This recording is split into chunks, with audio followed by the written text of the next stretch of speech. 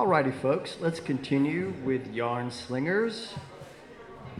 Our next reader is Kazzrie Jaxen.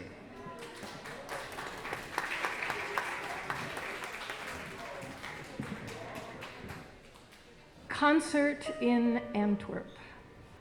30 years ago, I had an experience that transported me out of ordinary reality. For 7 days and 7 nights, I was psychically, emotionally, and energetically dismembered as I journeyed through what felt like the gates of hell. On the 7th night, in a dream state, a comet and a star exploded into one another, lightning went through my body, and I awoke into a state of oneness and expanded consciousness. I saw a vision of a rainbow surrounding the earth, gently birthing our planet into a new era of peace. It was January 17th, 1992, exactly 9 months to the day before my birthday. 1 month later, still immersed in this extraordinary state of being, I received a phone call from Europe. I was being invited to play a solo concert in Antwerp, Belgium. My first appearance as a jazz pianist in Europe would take place in November at De Single, a magnificent center for the arts.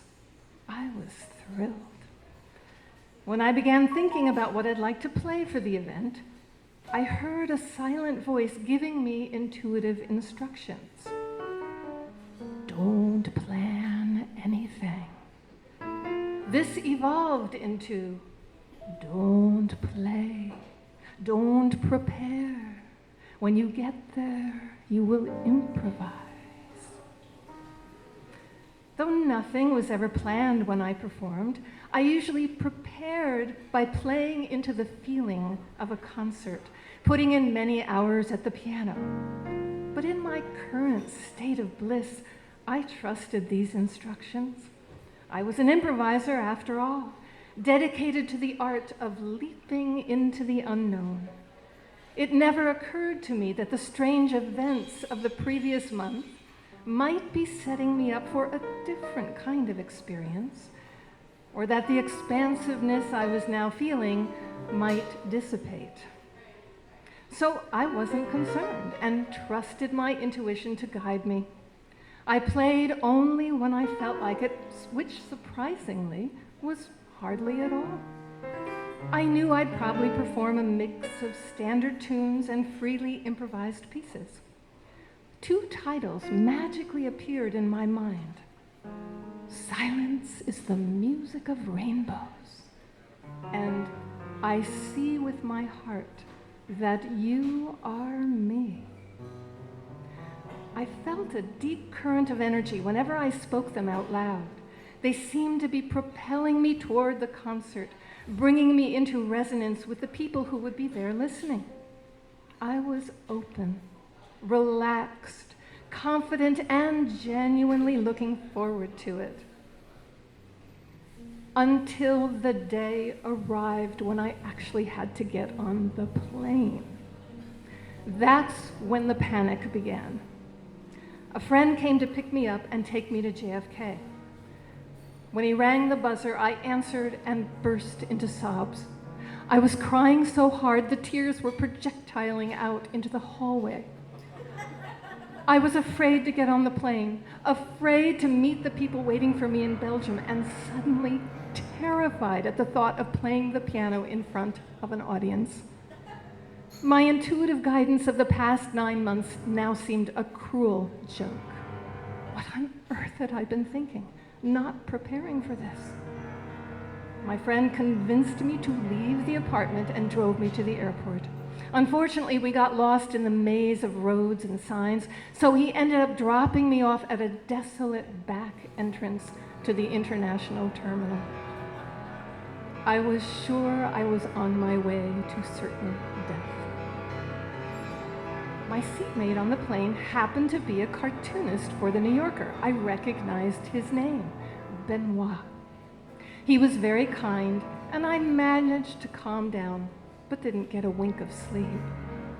This was the red eye, And when we arrived in Belgium the next morning, I was a testament.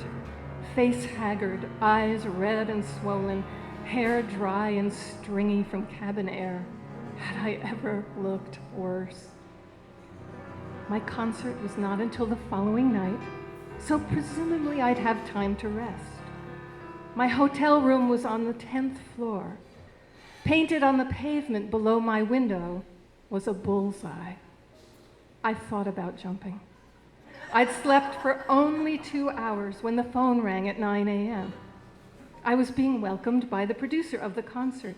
We would meet later for lunch, but of course, that was the end of my sleeping, and the panic began to rise again. I ordered room service, all the high-fat and high-protein things on the menu, hoping to calm my body down. Nothing made a dent. I had homeopathic calming pills, but they too did nothing.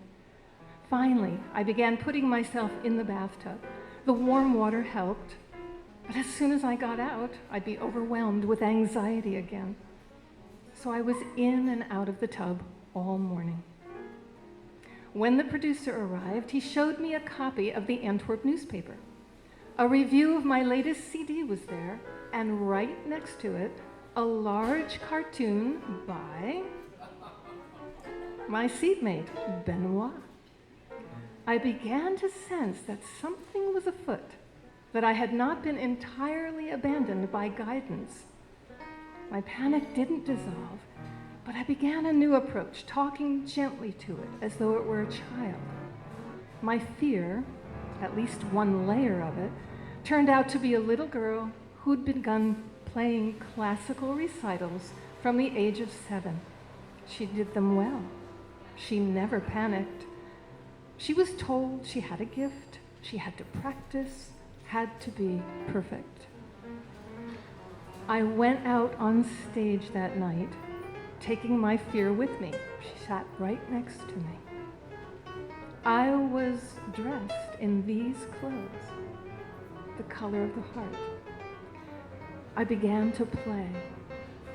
As I neared the end of each improvised stretch of music, a silent voice would tell me what I was going to play next. I was completely guided through the concert, taken care of. It was an experience of exquisite trust, and it happened as if in a dream. After the concert, I went downstairs to my dressing room. The young woman who had helped organize the event came rushing in, telling me how incredible the concert was.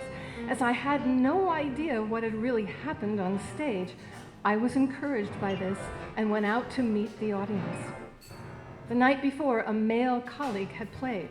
Afterwards, everyone had been very excited and expressive about his playing. However, as we now began to walk through the crowd, no one said a word. Nothing. They just looked at me. In my fragile state, I had no way to process this experience except to feel terribly embarrassed. Had I made a fool of myself?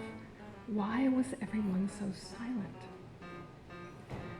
The next day, I was told that some of the music would be aired on the radio and that now I would have to listen to the whole concert and title all of the pieces. A feeling of dread took hold in my gut. They put me in an empty room with a tape recorder, and I listened to what I'd played the night before.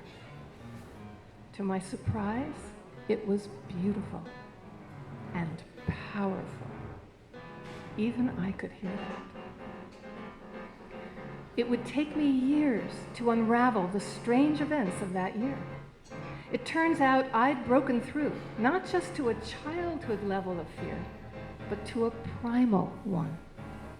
As crazy as it sounds, I had literally relived my time in the womb, starting with my conception in January with the comet and the star dream, then my gestation and all those months of not preparing for the concert, just being. And finally, my birth in the terrifying trip to Belgium. something had guided me through the whole experience, something that demanded I relinquish all ego control, give over to a higher intelligence, and face the terror of my own death and rebirth. It was an initiation. I didn't know it then, but someday I would have a very unusual vocation. I was going to be playing into people's bodies as they lay underneath my piano, reawakening them to their own conception to birth cycles, activating the connection between their creation in the womb and their creativity in the world. Thank you.